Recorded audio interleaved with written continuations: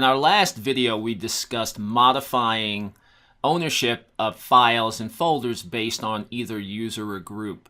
In this lecture, we'll discuss file permissions. File permissions allow us to either grant or restrict access to files and folders on the system. As you can see on the screen, permissions are really broken into 4 distinct parts, and we'll discuss all of them in detail. The easiest way to view permissions on a file is to type the ls-l command. As we learned in the previous video, we can see that this is the group owner of this particular file.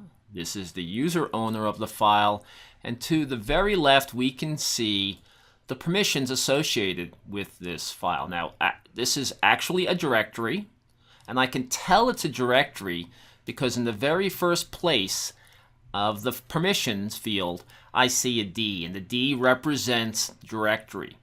After that, we have 9 more positions, and they're broken into 3 separate entities. So let's go look at that, break it out of here. And all right, what I've done here is taken the information that we saw with the ls command and broken it apart into its 4 different sections. The first part represents what type of file I am dealing with. So a D would say that I'm dealing with a directory. There could also be a dash there. So if there was just a dash at that point, that would mean it's a file, some kind of file, whether it could be a binary file, a script, any type of file. The other common one that you'll see in there is an L. If you see an L in there at that point, that means that that is a shortcut or a link.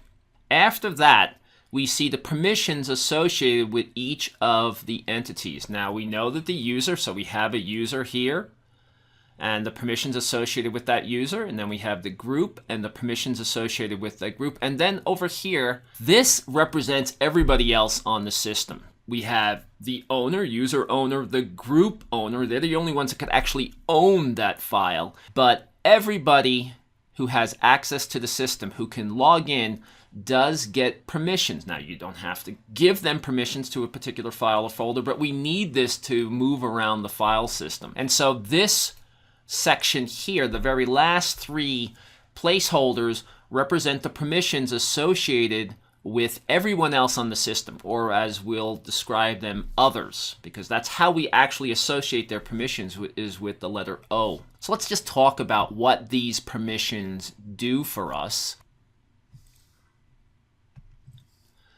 There are 3 default permissions associated with files in the Linux file system. There are actually some other special permissions, but we'll talk about those a little bit later. The first permission that we'll discuss is the R permission, which stands for read. Read on a file does exactly what you think it would do. It allows you to open the file and read it. On a folder, it allows you to list the contents inside of the folder. The W command stands for write, and that allows you, if on a file, to write to the file. You can open it up and you can write to it, modify it in some way. On a folder, it allows you to add content to the folder, but the other thing it allows you to do, which is really, really important, it allows you to delete anything inside of that folder. If you have the right permission to a folder, whether you pick it up from your user account, your group account, or even the others, you can delete the content of that folder, even if you don't own the files in there, even if you don't have permission to the files in there. I'll demonstrate that to you. And then the final permission we'll discuss right now is execute.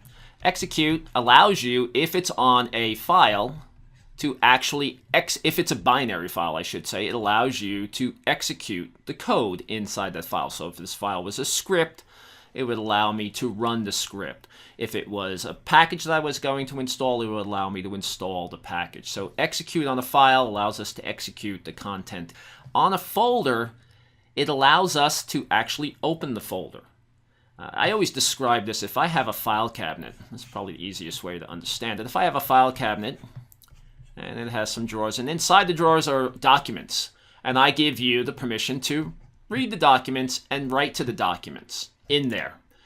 But if I don't give you the execute permission, even though you have read and write, you can't get into it. Think of execute on a folder as being the key to the folder. So if you have read and write to the filing cabinet, but I don't give you the key to opening the file cabinet, what good is having those permissions? So execute is a critical permission when it comes to dealing with folders and getting access to information inside that folder. All right, so let's go to the command line now and take a look at these permissions and how we can modify the permissions.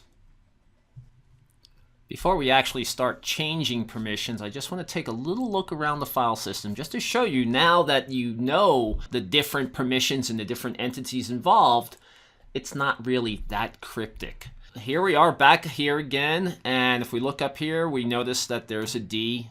We can see that it's a directory. The dash here says that that's a regular file. Now it's interesting, the colors do change if you have color enabled. Not wholly reliable.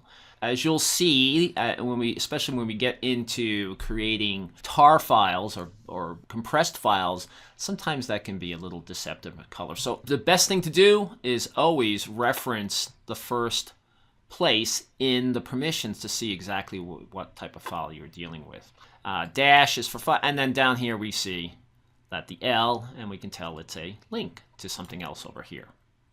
Now, if I was to look at the permissions of the student directory, we see, this is how it looks from above, we see that the only entity that has access to this directory is the actual student owner. And so that means nobody else can get in here, of course, except root.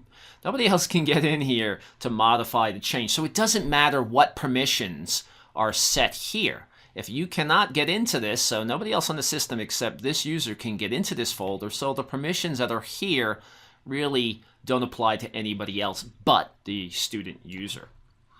Now, I do want to show you that it is important, the others, everybody else on the system. So I'll move up one, I'll do this, and then I'll LL here. And here is the permissions and ownership from the top of the directory structure down, going from root. And it really is critical that we pick up permissions based on the others group. If we look here, everything on the root of the file system is owned by root.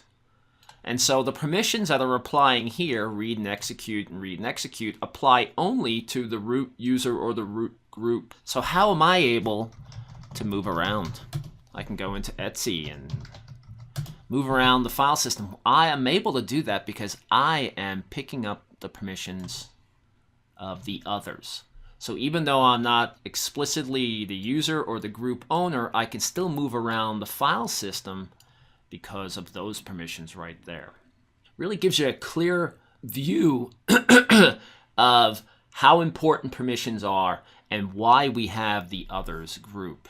In the next video, we'll actually go to the command line and start using the change mode command or chmod command to modify permissions on files.